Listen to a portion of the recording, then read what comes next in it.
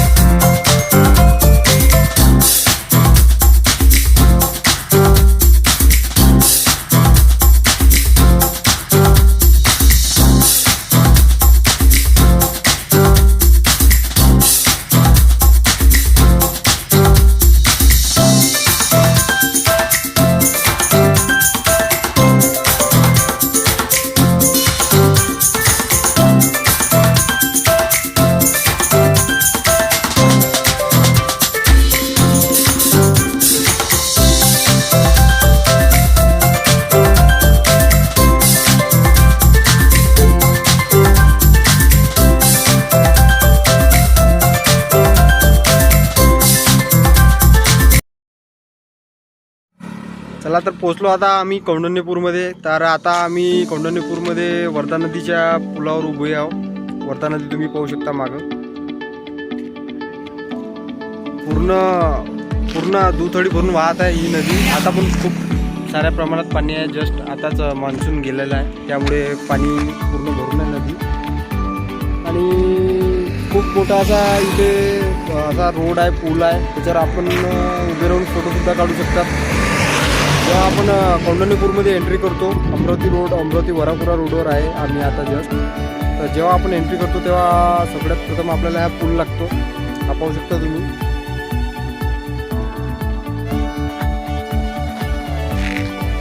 आणि असा व्ह्यू आहे तिकडे तुम्ही पाहू शकता। तिकडे मंदिर आहे, मंदिर दिसत आहे तुम्हाला। आम्ही अजून कौंडण्यपुरात अंदर जायचो आहे, पण पोचलो आहे आम्ही, गावातच आहोत जस्ट आता थोड्या वेळात आम्ही मंदिरात जाणार आहोत आणि तिथला तुम्हाला व्ह्यू दाखवणार आहोत कसा काय आहे, मंदिर कसं आहे, कुठून रुक्मिणी मातेला श्रीकृष्णाने पडून नेलं होतं, कसं काय आहे, सगळी तिची माहिती काढून आम्ही तुम्हाला सांगतो, तुम्हाला दाखवण्याचा प्रयत्न करू पुरेपूर।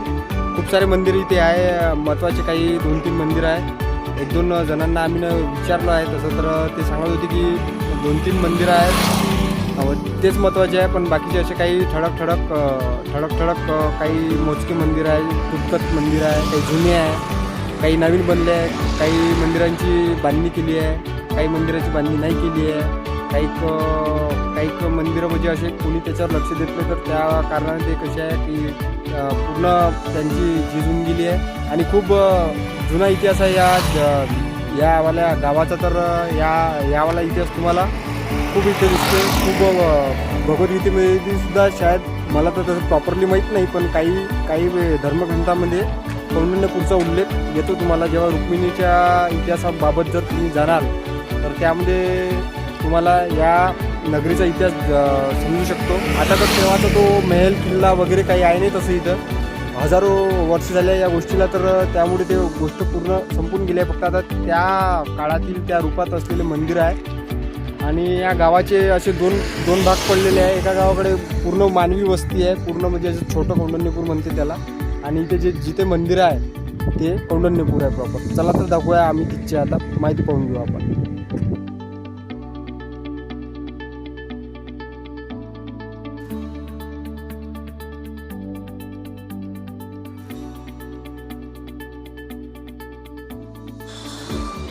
तर आता आम्ही पोचलो आहे विठ्ठल रुक्मिणी म्हणजे श्रीकृष्ण रुक्मिणी यांची मूर्ती असलेल्या मंदिरांवर.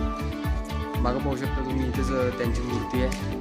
आता तिथं आम्ही प्रवेश करून दर्शन घेणार आहोत. आणि समोर आपली वर्धा नदी आहे, एकदम समोरच आहे, एकदम काठावरच हे मंदिर आहे.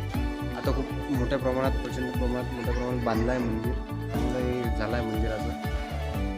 आणि व्हिडिओ हा शेवटपर्यंत पहा, तुम्हाला खूप सारे मंदिर दाखवतो आम्ही. 3-4 मंदिर आहे इथे, काही छोटे आहे काही मोठे आहे. हे खूप मोठ्या प्रमाणाचं मंदिर आहे. मोठ्या प्रमाणात भाविक भक्तसुद्धा खूप सारे आले इथं. तेवढी खास गर्दी आहे नाही इथे. कोणती तरी वेळेस यात्रा भरते म्हणते, त्याची माहिती सांगतो तुम्हाला थोड्या वेळात काढून. तेव्हा यात्रा भरते तेव्हा खूप सारी गर्दी असते इथं. भाविक भक्त खूप मोठ्या प्रमाणावर येत असतात. आणि विदर्भाचं तसं तर हे केंद्रस्थान असल्यामुळे कसं आहे की नागपूर झालं, अमरावती झालं आणि इतर विदर्भाच्या जिल्ह्यातून सुद्धा इथे खूप मोठ्या प्रमाणामध्ये भाविक भक्त नेहमी येत असतात. वर्षभर इथे गर्दी असते. चला तर आता दाखवतो तुम्हाला मंदिराच्या अंदरचं काय सीन आहे.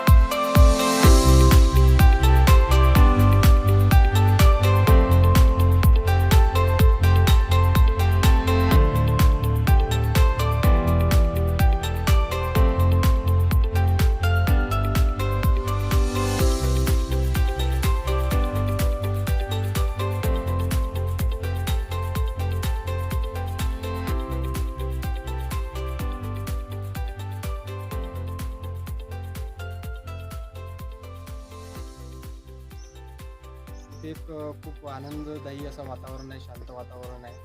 कोणत्याच प्रकारचा असा काही आवाज नाही आहे, काही नाही. खूप शांत, मनाला आत्मिक शांती मिळते. तुम्ही जर इथे यायची इच्छुक असाल तर नक्की या तुम्ही. अमरावती जिल्ह्यामध्ये पडतं हे मंदिर, कौंडण्यपूरमध्ये. आणि आता आम्ही शंकर पार्वती मंदिर जवळ आहोत, तुम्ही मूर्ती पाहू शकता. आणि वर चढलो आहोत आम्ही. आणि आमच्या खाली सुद्धा तुम्ही व्ह्यू पाहू शकता. इकडे वर्धा नदी आहे, पूर्ण पाहू शकता, पूर्ण इकडे. आणि जे आपल्या दशक्रियेचा कार्यक्रम वगैरे असतो, अस्थि विसर्जन वगैरे असे जे काही अंतिम संस्कारांचे जे कार्यक्रम असतात ते सुद्धा इथे होत असतात. आणि त्याच्या जर अस्थि विसर्जन आहे किंवा दशक्रियेचा कार्यक्रम आहे किंवा पेरणीचा आहे किंवा दसवा अशा प्रकारचे जर कार्यक्रम आहे ते सुद्धा इथे होत असतात. आणि या नदीमध्ये अस्थि विसर्जन करण्यात येते. आणि अजून खूप सारे ठिकाण या ठिकाणी पाहण्यालायक आहे. आपण पार्किंगमधून आता समोर जाऊ आणि नंतरचं समोरचं मंदिर अजून आपण पाहणार आहोत. इथली जी मित्रांनो संस्था आहे मंदिराची, इथे खूप चांगल्या प्रकारचं नियोजन आहे. महाप्रसाद वाटप असो किंवा अजून कोणतं वितरण असो, महाप्रसाद काल्याचं वाटप असो किंवा जत्रेचं आयोजन असो, पार्किंग असो, खूप चांगली सुविधा इथे आहे. खूप चांगलं नियोजन या मंडळाचं आहे. जमिनीच्या खाली एक बोगद्यात मंदिर आहे. आता एक प्राचीन आहे, चांगलं गुफा आहे, गुफ्यासारखं आहे. त्याच्यात आता उतरणार आहोत आम्ही. इथं जर आले तर हे तुम्हाला दिसणार नाही लवकर, तर हे आवर्जून तुम्ही पहा.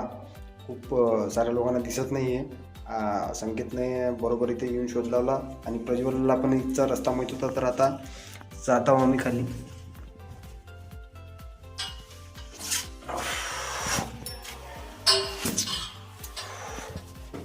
200-300 वर्षापेक्षा पण खूप सारं जुनं आहे. अंधार आहे पूर्ण.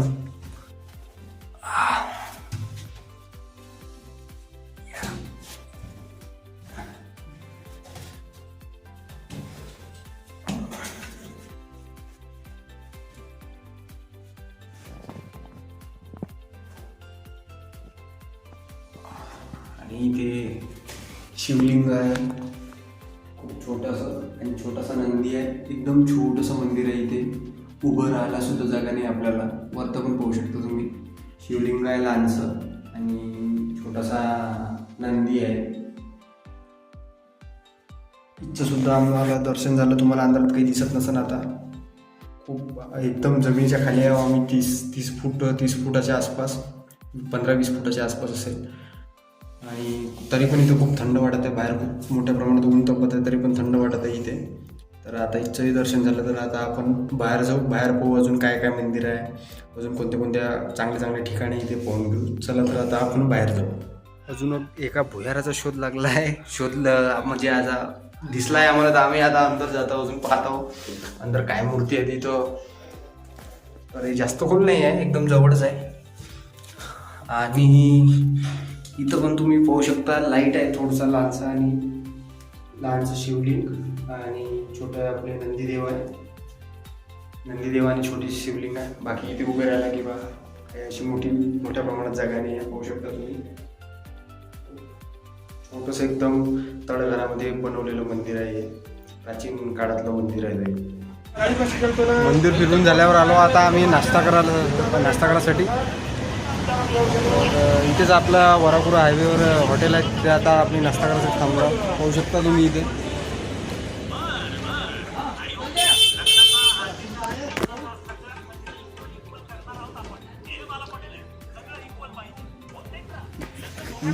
चला तर नाश्ता करतो आणि आम्ही निघतो रिटर्न आपल्या घरासाठी. नंतर बोलू. आता जाताना काही शॉर्ट्स पाहू आपण आता. चला तर मित्रांनो, आम्ही जात आहोत आता रिटर्न घराकडे. रिटर्न आमचं दर्शन झालं आहे. आणि काही असं महत्त्वाचं जे पॉईंट्स होते, काही जर राहिले असतील तर तुम्ही जेव्हा आले तेव्हा नक्की पाहू शकता. आणि तिथून आम्ही एक पुस्तक घेतला. या पुस्तकामध्ये 100 रुपयाचं पुस्तक झालं आहे. आणि या पुस्तकामध्ये तुम्हाला तिची पूर्ण माहिती, कौंडिण्यपूरची पूर्ण हिस्ट्री, अगोदरपासून आतापर्यंत कसं काय झालं, विदर्भाची राजधानी कशी होती, आणि श्रीकृष्णाचा इथे काय इतिहास होता, ते सगळं तुम्हाला या पुस्तकात मिळून जाईल. असेच व्हिडिओ पाहण्यासाठी तुम्ही आपल्या चॅनलला सबस्क्राईब करून ठेवा. आणि नवीन व्हिडिओ लवकरात लवकर तुमच्यापाशी आल्या पाहिजे, याच्यासाठी तुम्ही बेल नोटिफिकेशन ऑन करून ठेवा.